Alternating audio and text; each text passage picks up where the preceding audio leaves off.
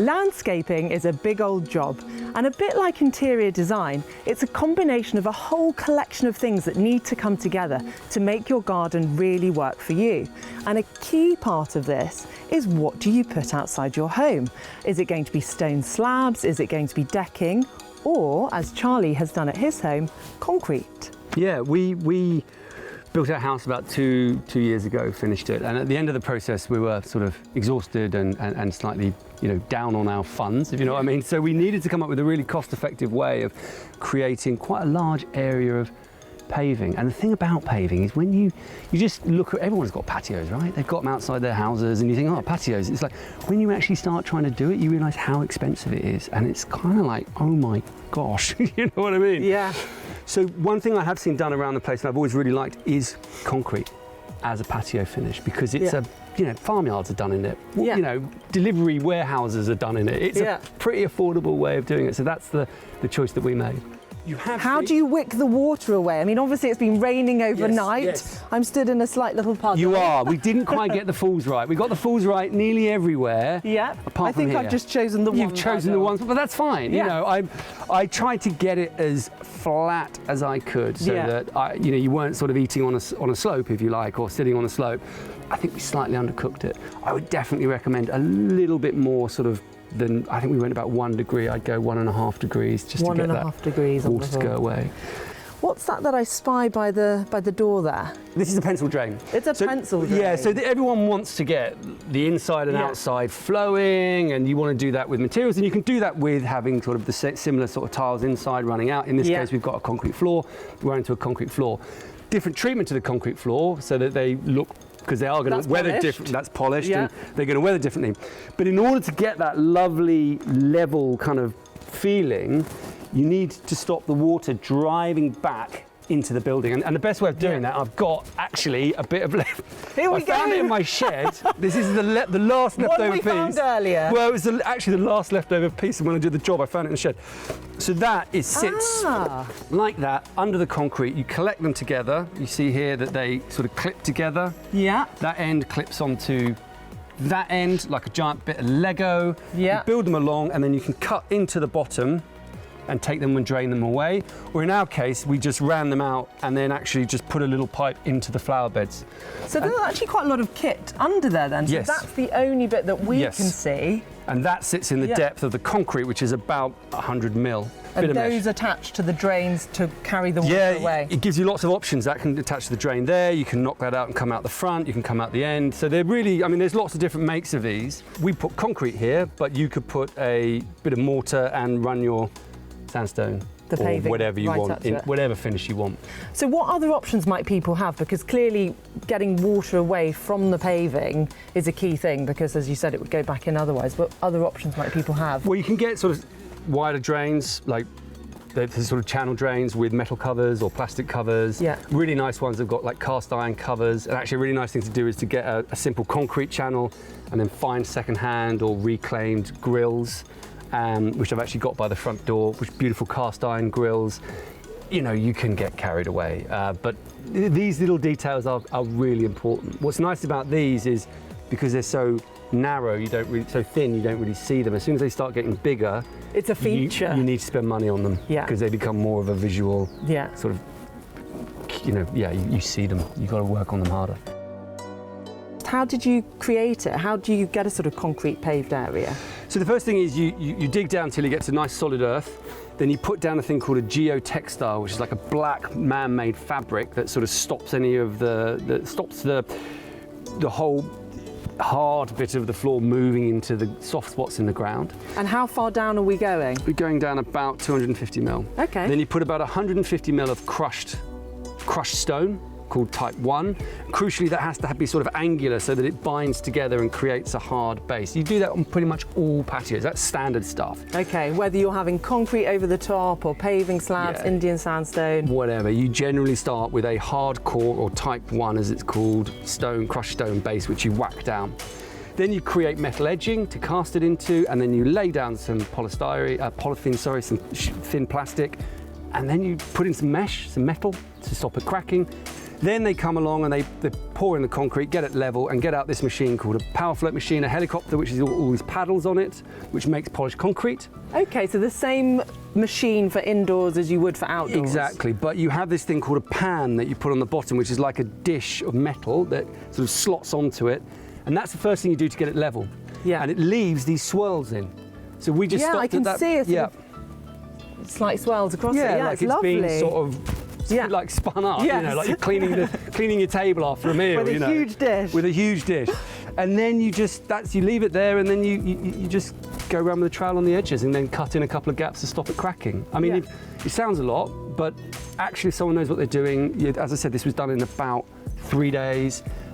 Concrete, it costs about £9 a square metre for the actual concrete material, and then you've got the hardcore underneath, so it's actually really cost effective. Did you ever cost it up out of interest to know what covering the same area in, say, Indian sandstone might be, or well, put it as this a way, comparison? Like the cheapest Indian sandstone you can get is about £25 a square metre, and that's, you know, and I wouldn't really want to buy that. You know, I wouldn't really want to get that. So £9 per square metre for concrete supply, compared to. But then when you bought the Indian sandstone, and this is when it gets eye-watering, is that you've still got to make the concrete base, then you've got to get a dry lean mix, and then someone's got to lay the thing. Yeah. You know, and does that take 3 days, or does that take? No, I suspect it would take more than, much more. You know, just to lay the stone would be, I'd say, 4 or 5 days, maybe a week. One of the key things about doing hard standing, a patio, decking, whatever, is to forward think about how you might use it going down the line, or at least understand that you probably don't know how you're going to use it down the line, so build in flexibility. Yes. So one of the things we did here is we ran ducts, so plastic pipes, empty plastic pipes at the time, all the way from the one end of the building right around the front of the building, under all the beds, under all the concrete, right around and back into that cupboard. And I just put them in because I thought, I'm going to want to do stuff here. And what were you going to want to do with the lighting, irrigation, data, if you want to put sound, if you want to put anything out in your garden and you've got a fringe of a hard surface, how do you get from the building to the rest of the garden without, you know, cutting a hole through your patio?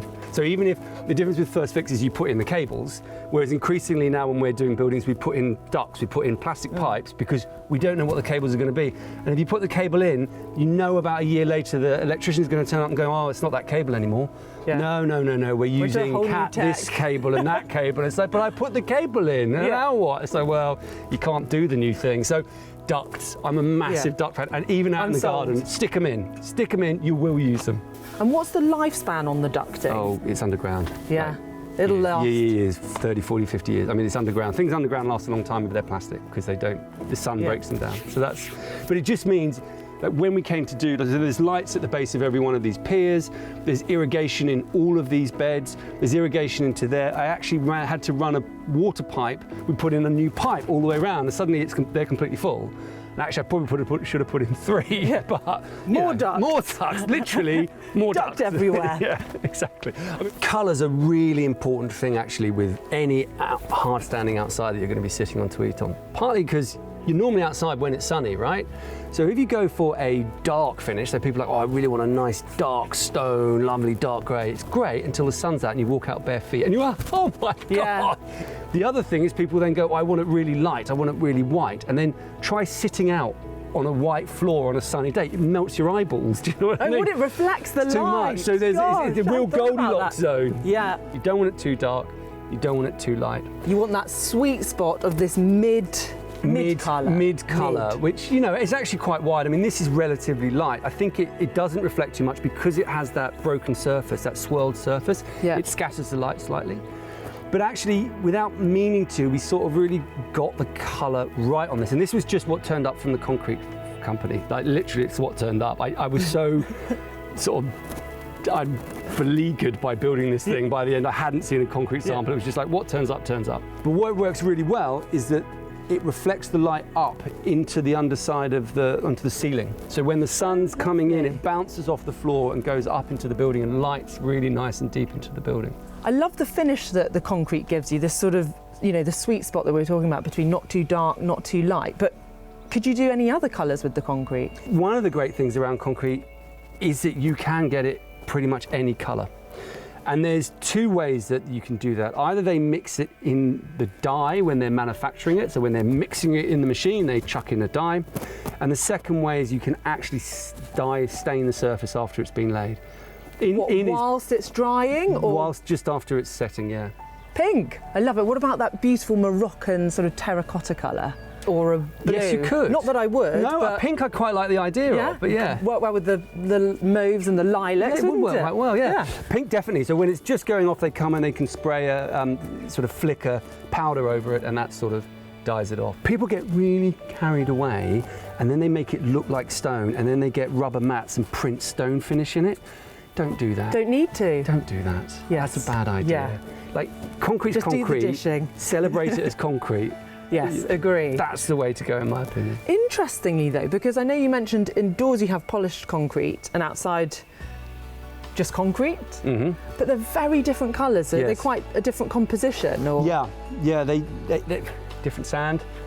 Different sand. That's got slightly more cement and more of the GGBS in it. This has got less concrete because it's a weaker mix and different supplier on a different day, so you do need to control it. Yeah. So if you're trying to do areas in your patios, like different areas in your garden, you really need to control it, because you might get one bit of concrete one colour and another completely different. But it's the same with stone. Same day. It's the same with stone. Yeah. If you buy an order of stone and then you get another load of stone delivered, even from the same quarry, they might be different colours, because the stone is natural and it changes as it goes through the bed sizes. Charlie, I'm sold on concrete, but if I was to have a garden, how would I start going about knowing quantities, type? Where do you go? You just need to talk to a ground worker who knows what they're doing. You can go to very expensive concrete companies and that's all they do. And if you're doing like a power floater or polished concrete inside, that is a good route, and they will then tell the concrete makers exactly what mix they want and the colours, and they will take responsibility for all of that. You can do the same thing outside. It's going to start pushing the cost up.